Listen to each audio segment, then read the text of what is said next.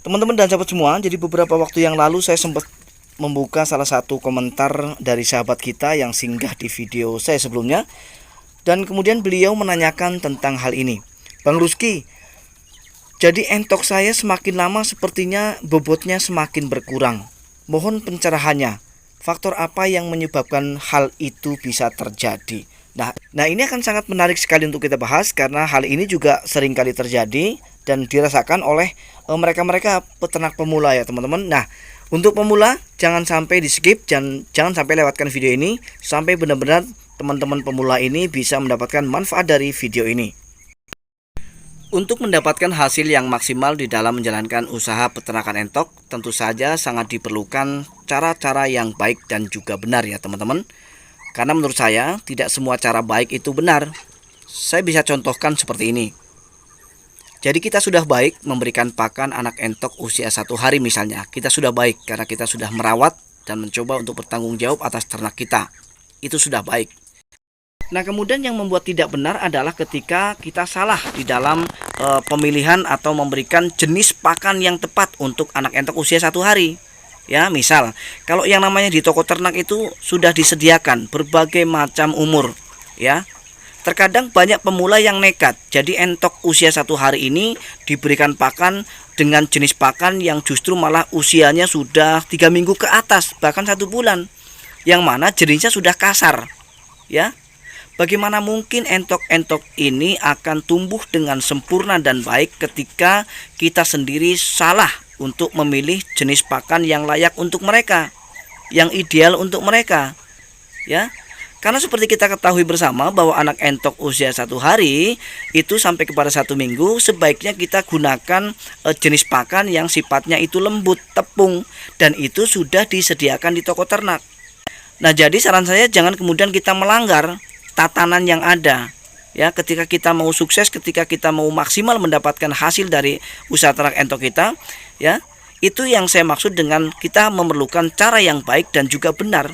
Nah, ini adalah salah satu contoh kesalahan kecil yang biasa kita lakukan, ya teman-teman. Jadi kalau memang entoknya baru usia 1 hari, ya berikan jenis pakan yang sesuai dengan usia, ya. Jangan kemudian kita paksa dengan mereka harus mengkonsumsi atau memakan jenis pakan yang tidak layak untuk mereka, tidak baik untuk mereka. Begitu, ya teman-teman. Nah, kemudian yang kedua yang masih ada kaitannya dengan kenapa semakin bertambah usia entok justru malah bobotnya semakin turun. Padahal usianya masih di masa-masa pertumbuhan. Nah, ini sering kali terjadi. Kesalahan kecil tapi banyak yang tidak sadar. Teman-teman dan sahabat semua, saya sudah mencoba, ya, sudah melakukan uji coba. Ketika usia entok saya itu usianya 1 bulan, yang mana dari 1 hari sampai kepada 1 bulan itu saya menggunakan mutlak pakan pabrikan. Kemudian ketika saya mau mengalihkan dari pakan pabrikan ini menuju pakan alternatif, yaitu di usia 1 bulan lebih, ya, justru malah 1 minggu setelah saya coba dengan pakan alternatif ini, justru bobot anak entok saya ini tidak lebih berat tetapi justru malah menurun. Nah, kemudian setelah saya pelajari, ternyata dari proses pengalihan itu sendiri yang salah, ya. Jadi yang salah ini, yang salah ketika kita mencoba untuk mengalihkan dari pakan pabrikan menuju pakan alternatif, itu sama sekali tidak dibarengi lagi, tidak dicampur lagi meskipun sedikit, ya, dari pakan pabrikan. Itu yang salah. Dan itu sudah saya lakukan. Teman-teman, ya. Nah, jadi waktu itu saya betul-betul di usia 1 bulan, ya, saya lepas dari pakan pabrikan. Saya gunakan pakan-pakan alternatif. Dan waktu itu yang saya gunakan adalah dedak yang saya campur dengan debok pisang, saya campur dengan daun ubi, ya, saya campur dengan daun kates dan yang lainnya. Nah, apa yang terjadi setelah 1 minggu kemudian? Setelah saya timbang, bobotnya tidak lebih berat, tapi justru malah lebih turun, ya teman-teman. Nah, tentu saja ini akan sangat merugikan. Tetapi setelah saya pelajari, ya, cara yang baik dan benar untuk mengalihkan dari pakan pabrikan menuju pakan alternatif, ya tidak secara totalitas, dalam artian tidak secara langsung ya kita berikan pakan alternatif mutlak, tidak. Tetapi yang benar kita harus melibatkan kembali ya pakan pabrikan meskipun hanya berapa persen. Teman-teman dan sahabat semua, saya kasih satu contoh kecil yang tidak perlu untuk ditiru ya teman-teman, tetapi ini bisa dijadikan sebagai pembelajaran ya teman-teman, supaya nanti teman-teman tidak melakukannya di rumah. Jadi contoh yang salah, kala itu entok-entok saya usianya baru 1 bulan, dan kemudian cara mengalihkan dari pakan pabrikan menuju pakan alternatif itu saya salah ya. Salahnya di mana? Karena waktu itu saya hanya berikan dedak yang saya campur dengan BS kerupuk ya, BS kerupuk ya. Jadi BS kerupuk ini memang sangat membantu di dalam menekan biaya pakan.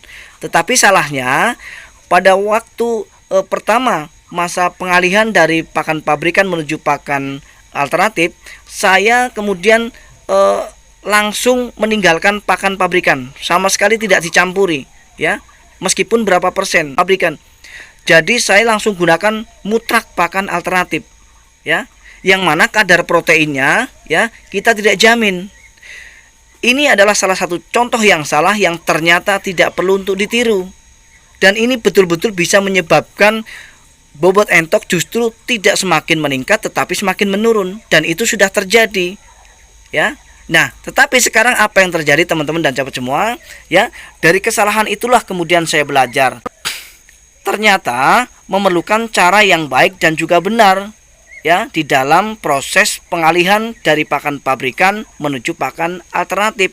Nah, cara yang baik dan benar tentu saja kita tidak langsung mutlak memberikan pakan alternatif ya saat pertama kali kita latih mereka dengan menggunakan pakan alternatif, tetapi kita juga harus barengi juga dengan pakan-pakan pabrikan ya, meskipun beberapa persen. Misalnya perbandingan antara 1:5 misalnya ya, 1 pakan pabrikan yang 5 pakan alternatif misalnya ya. Ini yang baik ya. Jadi tetap masih melibatkan pakan pabrikan supaya nanti entok-entok ini bobotnya tetap stabil dan tidak drop ya. Karena ketika kita langsung memberikan pakan alternatif ya dan meninggalkan pakan pabrikan begitu saja tanpa dicolok ya, maka apa yang terjadi? Bobotnya tidak semakin naik, tapi justru malah semakin turun. Dan ini fakta, ini sudah terjadi ya pada diri saya sendiri. Maka pengalaman buruk ini jangan sampai nanti diulang kembali sama teman-teman, tetapi teman-teman justru malah mengambil hikmah dari apa yang sudah saya alami. Nah, kemudian sekarang karena sudah pengalaman, karena sudah belajar dari kesalahan ya, setiap saya memberikan pakan alternatif tetap saya colok dengan pakan-pakan yang sifatnya mempunyai nilai protein yang cukup ya. Silakan, ada seperti ini ya, ada jagung kita kemudian libatkan ya, campur dengan pakan alternatif lainnya. Terkadang saya juga variasi ya teman-teman, tidak hanya jagung, tetapi saya juga beli sentrat untuk mencampur ya pakan alternatif ini, sehingga nanti insya Allah dengan cara seperti ini entok-entok nanti akan tetap stabil ya teman-teman bobotnya, jadi tidak langsung turun ya. Itulah cara yang saya lakukan setelah mengalami kegagalan waktu itu teman-teman dan sahabat semua. Dan alhamdulillah setelah menggunakan cara ini ya, entok-entok saya alhamdulillah sampai sekarang sama sekali tidak ada yang sakit, tidak ada yang mati. Mereka tumbuh dan berkembang dengan bagus ya teman-teman, seperti yang teman-teman dan sahabat semua lihat ya teman-teman. Saya rasa siapapun pasti akan menggunakan pakan alternatif ya, demi untuk menekan biaya pakan di dalam menjalankan usaha peternakan entok. Dengan mampu meminimalisir biaya pakan, secara otomatis nanti kita akan bisa mendapatkan keuntungan yang lebih ya teman-teman. Nah, tetapi yang perlu diingat adalah kita memerlukan cara-cara yang baik dan juga benar. Seperti yang sudah saya jelaskan tadi di awal, bahwa cara baik belum tentu benar. Kita memang baik dengan niat meminimalisir biaya pakan, yaitu dengan menggunakan pakan-pakan alternatif ya. Tetapi yang tidak benar adalah caranya ya teman-teman. Jadi kita wajib tahu cara-cara yang benar.